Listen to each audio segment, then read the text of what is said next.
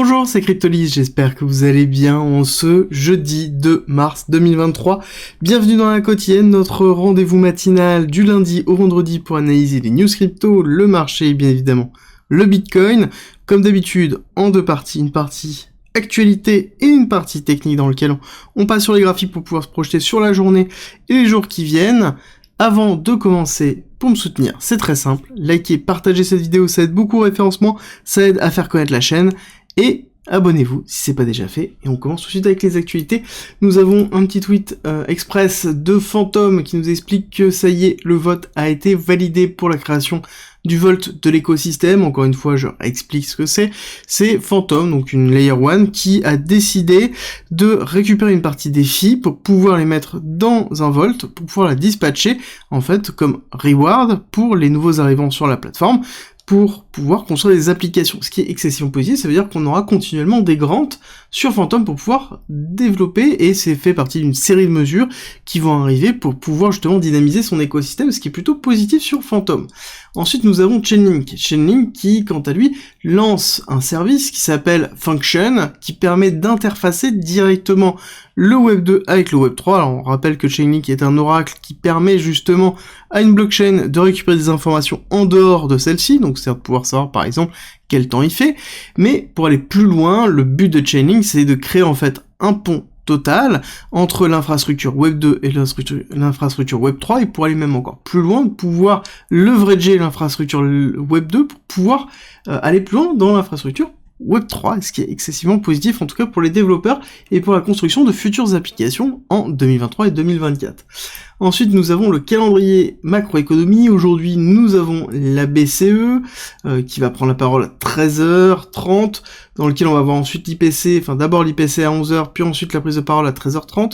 Ce qui va être intéressant, ça va être l'inscription au chômage, mais je pense qu'on va être à peu près identique, on va pas beaucoup bouger, donc on va avoir assez peu d'inflexion. Par contre, vendredi, on a le PMI non manufacturé, étant donné qu'on a vu déjà que celui manufacturé a pris, encore une fois, une petite claque, à voir si, ici, on continue la dégringolade ou pas. Ça risque d'avoir un impact notamment sur les cours et sur la clôture, justement, hebdomadaire qu'on ira voir tout à l'heure dans l'analyse des cours. Au niveau de Binance, on a une petite guerre entre Forbes et Binance, notamment sur les 1,8 milliard de dollars d'USDC qui avaient été déplacés, et sur lequel on ne savait pas trop pourquoi. Alors, il y a eu plein d'explications, fournies notamment par Binance, réfutées systématiquement par Forbes, et donc là on a une guerre entre les deux, où chacun ne démeure pas, et globalement Forbes dit qu'il y a quelque chose en dessous, et Binance qui dit que tout simplement c'est du FUD. Voilà, donc on se retrouve dans quelque chose qui est un peu entre les deux, et ce qui est intéressant c'est le traitement de l'information, notamment de Coindesk dessus, qui a tendance à être généralement parti pris, là cette fois-ci qui explique tout simplement les différents partis pris des personnes, et qui est plutôt très bien fait comme article. Ensuite, nous avons dans les nouvelles Polygon qui lance, ça y est, l'identification service en utilisant le ZK-Proof.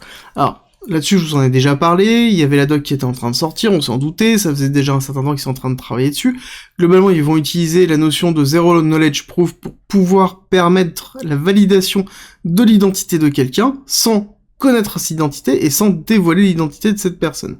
Globalement, c'est la technologie ZK-Proof qui permet de faire ça. C'est une technologie qui permet de cryptage et de validation, en fait, d'un certain cryptage d'une certaine façon, avec des preuves à divulgation nulle, qui permettent de déterminer si oui ou non l'information est bonne, sans forcément en connaître la réponse.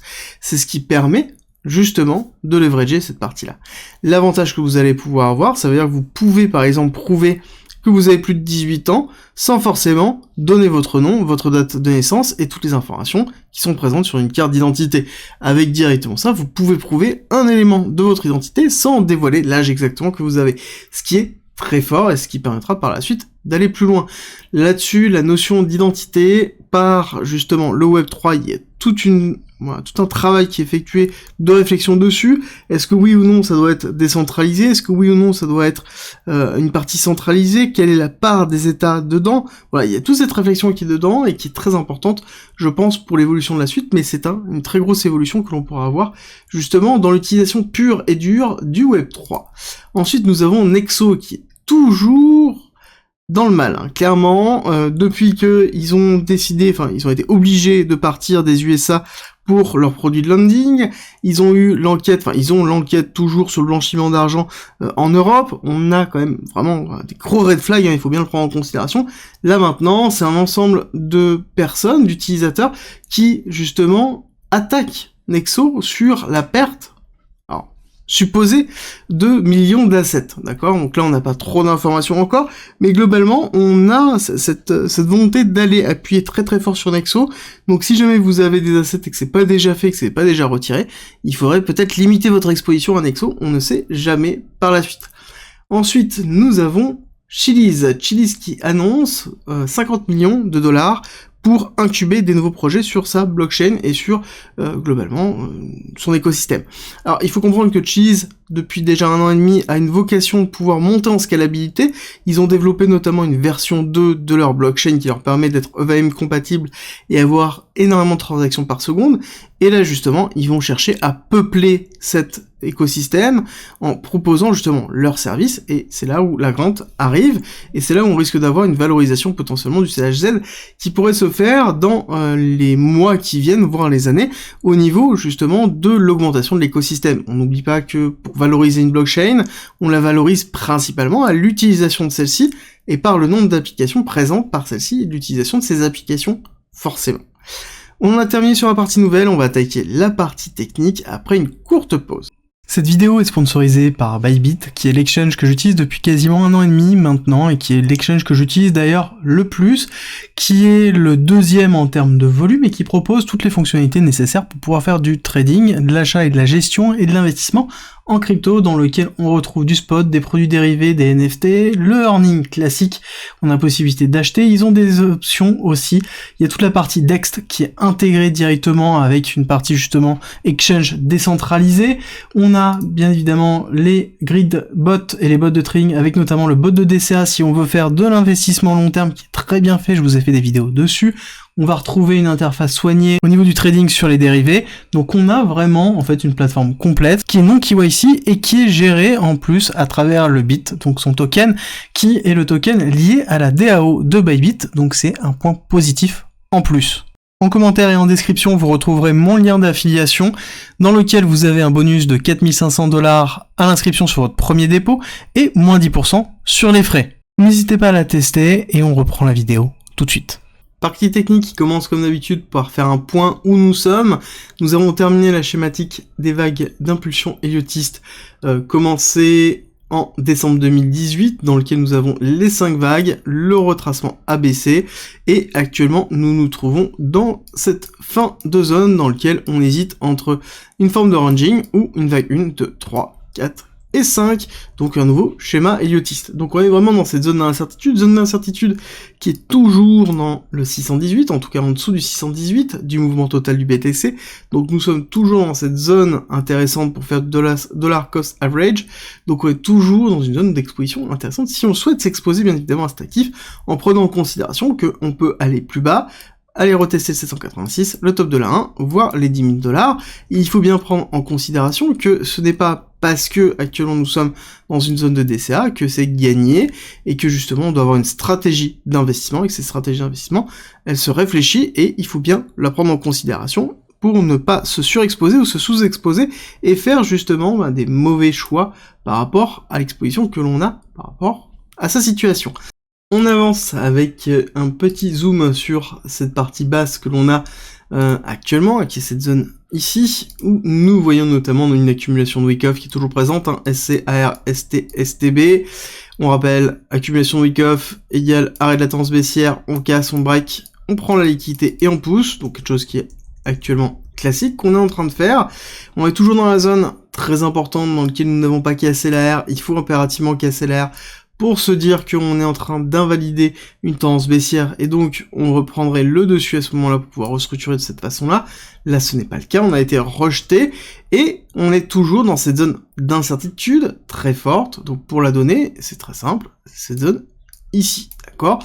Entre ce lot ici, qui serait une cassure de ce lot, entraînerait notamment une continuité baissière, ça veut dire qu'on invaliderait la tendance haussière court terme, la cassure de cette zone haute, on invaliderait ici, enfin on validerait en tout cas la tendance court terme, et on invaliderait la tendance long terme, qui est une tendance plutôt bearish, donc de descente. Donc là, on est vraiment dans cette zone où on risque potentiellement de zoner pendant un certain temps, le temps de consolider, de travailler, et justement d'avancer. C'est un petit peu ce qui est en train de se passer ici. Quand on continue à zoomer, on voit quoi? On voit que on a vraiment eu ici une zone qui est en train de se mettre en place. Cette zone est une zone de consolidation structurelle qui est en train de se faire.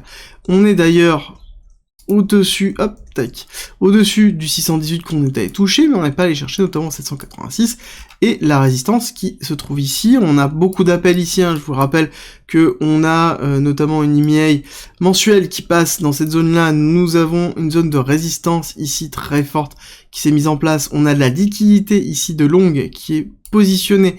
Nous avons l'imbalance, nous avons le 786, et nous avont des résistances Ichimoku qui se trouvent là. Donc on a quand même beaucoup d'appels dans les 22 000, 22 300, dans lesquels nous avons potentiellement ici un retour du cours qui pourrait être anticipé si jamais on faisait un break ici de cette structure-là. Structure d'ailleurs qu'on retrouve où? Très intéressant de le voir, on la retrouve à deux endroits différents, dans lesquels nous avons celle-ci, qui est quand même beaucoup plus forte en termes de volume et de volatilité, et celle-ci qui est beaucoup plus faible en termes de volatilité. Ce qui est intéressant, c'est que les deux se soldent de la même façon, d'accord? Accélération haussière, break baissier, et réaccélération. Accélération haussière doucement sous une forme de ranging, break baissier, réaccélération haussière. Donc ça voudrait dire qu'on serait bien dans cette pattern-là, hop, cassure, et redépart de cette façon-là. Pour moi, l'élément très important, vous l'avez compris, c'est ne pas casser ici. D'accord? On casse les 21 400, là c'est très mauvais signe. Il faut pas consolider en dessous, hein, parce qu'on a quand même pas mal de liquidité qui se trouve ici, donc on pourrait avoir juste une mèche qui vient chercher pour repartir, mais il faut vraiment pas consolider en dessous. Si on consolide ou qu'on se fait justement avaler totalement par une grosse mèche qui vient, là c'est très mauvais signe, ça veut dire qu'on va chercher certainement les 18 000 $, voire même plus bas avec les 15 000 en tête. Il faut bien le prendre en considération. Donc pour moi, on est toujours actuellement dans une forme de consolidation, j'attends toujours mon setup, il faut juste être totalement patient. Au niveau du cours, de l'order flow, qu'est-ce que l'on a? On a donc l'élément que je vous avais donné la dernière fois, hop, par contre qui est parti, on va le remettre tout de suite, qui était cette zone-là. On avait eu justement une petite cassure où je vous disais que c'était dangereux si on restait en dessous. On est reparti à la hausse avec justement cette accélération. L'élément qui est intéressant là, c'est que on a une convergence qui est en train de se faire entre la totalité des comptes et les top traders, d'accord? C'est relativement rare, c'est en tout cas suffisamment rare pour le noter, d'accord? Ça veut dire quoi? Ça veut dire que actuellement on a un sens qui est donné. Alors je n'aime pas ça parce que d'ordre général quand on a tout le monde qui va dans le même sens, le marché a tendance à aller dans le sens inverse, même si pour l'instant j'ai pas de signe de retournement de situation, c'est-à-dire que les top traders sont toujours actuellement plutôt bull, hein, on a toujours énormément de positions structurelles qui sont effectuées, on a un open interest qui est plutôt flat, donc on n'a pas de montée de prise de risque structurelle, donc on est plutôt bien, j'ai tendance à vous dire, sur une continuité haussière, et il faut juste patienter un petit peu, encore une fois, d'avoir une résolution, soit à la baisse, soit à la hausse, mais en tout cas d'avoir un véritable signe. Là, on n'a pas de signe d'inversion, donc on reste toujours dans la stratégie que l'on a. L'élément aussi qui est intéressant, et ça va être très sympa à voir, c'est qu'au niveau du perp, quand on regarde le perpétuel, donc le CVD perp, qu'est-ce qu'on voit? On voit qu'on est retourné au niveau de janvier 2023, d'accord? On est vraiment retourné dans ce niveau-là, et du coup, c'est-à-dire qu'on a eu toute l'accélération et une consolidation réelle. Là-dessus, c'est très intéressant de le noter, ça veut dire que si on regarde janvier 2023, c'est quoi? Janvier 2023, bah, c'est justement la zone des 16 000, c'est la zone d'accumulation qu'on a eu pendant relativement longtemps, suite à la chute de FTX, et donc ça veut dire qu'on est revenu à ce perpétuel-là. Donc ça veut dire qu'on est en train de poser, actuellement, et ça c'est ma vision, un plateau ici. D'accord? On est en train de se poser un plateau ici, dans lequel on va consolider pour pouvoir repartir. Est-ce qu'on va aller chercher un petit peu plus bas? Potentiellement, mais on est vraiment en train de poser un plateau, parce que le mouvement structurel qui avait été effectué, c'était un mouvement de perpétuel, donc un mouvement poussé vraiment par le perpétuel, pas du tout par le spot, et là, actuellement, le fait d'avoir la consolidation et d'avoir une chute du perpétuel, ça veut dire qu'on est dans une forme vraiment de cristallisation de la situation, pour pouvoir justement stabiliser et partir. Et ça c'est très intéressant, surtout quand on le compare avec la macroéconomie. Parce que si on regarde notamment le DXY, très intéressant au niveau du DXY, on a eu une journée qui était plutôt négative, on est toujours en train de travailler notre zone 205 de résistance, on le sait, Voilà, là ça va se jouer beaucoup quand même. Est-ce que oui ou non on refait une cassure ou est-ce qu'on va chercher plus haut, hein, et on pourrait aller chercher notamment ici les 107, et on pourrait aller chercher pour moi la target ultime qui serait les 109 pour pouvoir faire hop un retracement ou un retracement ici, d'accord? Donc avoir l'un ou l'autre. Si on regarde d'ailleurs rapidement, on va regarder l'événement possible de retracement que l'on pourrait avoir. On aurait le 232 donc à 106-107, on aurait 0,5 à 107, hein, donc là on a vraiment en fait une plage de travail très forte, et le 109 ce serait le 618. 618 qui serait un retracement profond. Hein. On rappelle que le DXY, l'indice dollar, joue énormément, notamment sur le Nasdaq, le SP500 et tous les actifs risqués, dans lequel plus ça monte, plus ça rajoute une chape de plomb sur d'éventuelles poussées au niveau de ces différents actifs. Donc plus on aura un DXY qui s'affaissera, plus on aura quelque chose qui sera, en tout cas, favorable à l'évolution du BTC et des différents indices américains. Donc là, pour moi, on est dans une phase de consolidation, mais ce qui est très important à noter, c'est qu'on a eu quand même une petite journée qui a été bien rouge, alors que sur le BTC, on a quand même bien tenu, et quand on regarde, justement, normalement, on est censé avoir une journée rouge ici, on est censé avoir une journée verte au niveau du BTC et du Nasdaq. Le BTC a été entre deux, mais sur le Nasdaq et les indices, justement, US, on voit que les chiffres ont été beaucoup plus forts, parce qu'on s'est enfoncé. Alors que normalement, on aurait dû avoir une consolidation à la hausse. Donc là, on a vraiment un signe qui est en train de se marquer, où on va aller chercher, certainement, la zone, en tout cas sur le Nasdaq, ici de 0,5, pour aller retravailler cette zone de support qui fait support et résistance depuis déjà un certain temps, où on sait qu'il y a quand même pas mal de volume structurel qui se trouve ici, au niveau des 11 600. Sur le SP500, on est en train aussi de casser baissier pour aller tester ici 382, avec potentiellement une extension sur cette zone de support. Si par contre la zone de support casse, ça veut dire qu'on va chercher le 0,5, avec la zone de liquidité qui se trouve notamment dans cette inducement ici, on a quand même beaucoup de volumes structurels qui se font là, d'accord? Si on regarde ici la partie de volume que l'on a là, on va voir qu'on a bien voilà, la maxime de volume qui se trouve ici, donc on aurait un retravail au niveau des 0,5, donc ça veut dire une continuité baissière au niveau du SP500. Et c'est là où c'est intéressant de se poser la question, ok, mais le BTC par rapport à tout ça, le BTC par rapport à tout ça, je trouve que on n'est pas si mal que ça, parce que dans le BTC par rapport à tout ça, on voit que quand on compare un peu les différents, on va juste marquer un petit peu plus pour bien voir, on voit bien que la cassure réelle du SP500, elle n'est pas vraiment notée au niveau du BTC. Donc on a quelque chose qui est quand même résilient, malgré la macroéconomie qui est compliquée, malgré le fait que le secteur crypto est aussi sous pression d'une réglementation qui est en train d'arriver, portée majoritairement par les US auprès du G20. Donc on a quand même quelque chose au niveau crypto qui est compliqué à gérer, et malgré ça, on tient bien avec justement un SP500 qui nous enfonce pas tant que ça. Et quand on regarde justement le BTC sur le SP500, qu'est-ce que l'on voit? On voit qu'on est quand même dans une phase de surperformance déjà depuis quelques semaines, et que on est en train de consolider cette phase de performance, donc ça veut dire que le BTC est en train de reprendre une surperformance au niveau justement du SP500, et là-dessus, ce qui est intéressant, c'est de se poser la question, à quel moment ça a été le cas, à quel moment on a eu les grosses crises? On a eu bien évidemment 2018, avec une réaccélération de consolidation, réaccélération, retracement, réaccélération. Qu'est-ce qu'on voit? Consolidation, accélération, retracement, consolidation, accélération, qu'on pourrait supposer. Donc ça voudrait dire une surperformance du BTC par rapport au SP500.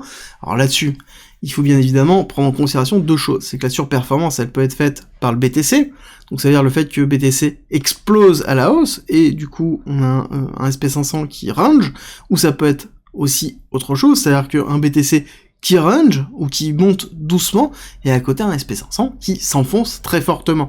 Et là, on aurait bien évidemment une surperformance du BTC sur sa résilience, à travers sa résilience. Donc là, voilà, il faut juste le prendre en considération ça, c'est-à-dire qu'on pourrait juste, de par la résilience du BTC, avoir une surperformance de celui-ci par rapport aux actifs classique. Donc là, on a quand même un setup qui est plutôt bullish d'ordre général sur les cryptos, enfin en tout cas qui est plutôt intéressant, et se dire qu'on résiste bien malgré une macroéconomie compliquée. On a un Nasdaq qui est en train de s'enfoncer, on a ici un order flow qui est plutôt long, majoritairement, qui est pas trop leveragé, dans lequel on a une consolidation, le perp est revenu dans les zones classiques que l'on a pu avoir avant l'accélération. Alors par contre, celui qui pêche, on va pas se leurrer, c'est clairement celui-ci, ça va être vraiment la partie liée au CVD spot, donc qui est normalement censé être très important. On voit qu'on a beaucoup de mal.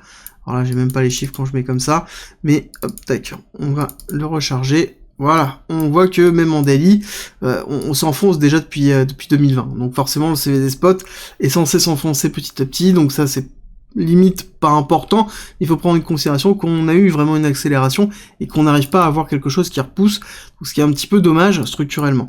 Et quand on regarde d'ailleurs ici, on voit bien que le perpétuel, quand même, est à l'inverse depuis 2021, structurellement en train de se réaccélérer, et on voit que le perpétuel, ici, on a bien une structure de consolidation au-dessus d'un break-off structure qui est en train de se faire, malgré les périodes que l'on a eues, malgré la complexité qu'on a eue.